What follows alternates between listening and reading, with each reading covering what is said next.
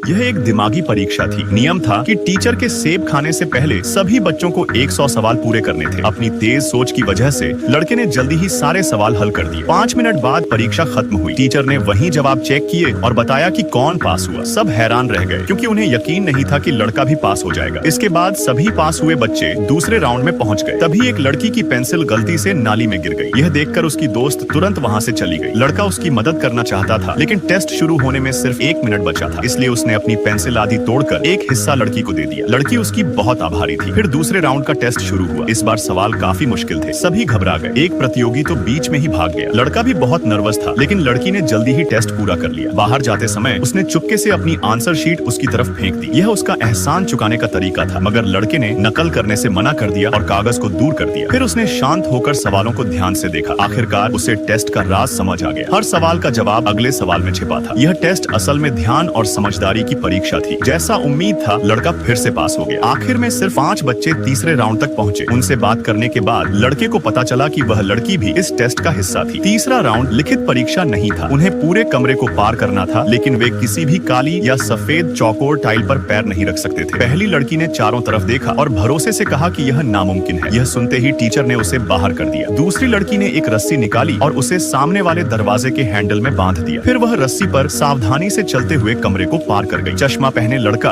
अपनी कोहनियों और घुटनों के बल रेंगते हुए आगे बढ़ा। उसने नियमों की एक कमी का फायदा उठाकर चुनौती पूरी कर ली। उसके बाद एक फुर्तीला लड़का आया। वह एक पीली टाइल पर कूदा और फिर पूरे कमरे में ऐसे चलता गया जैसे स्पाइडरमैन हो। आखिर में उस लड़के की बारी आई। उसने कुछ सेकंड सोचा और फिर सीधे आगे चल पड़ा। वह हैरान कर देने वाले तरीके से टेस्ट पास कर गया। सभी दंग रह गए। उसकी समझ के अनुसार फर्श की टाइलें चौकोर नहीं बल्कि आयताकार थीं और नियम सिर्फ काली या सफेद चौकोर टाइलों पर कदम रखने से रोकता था।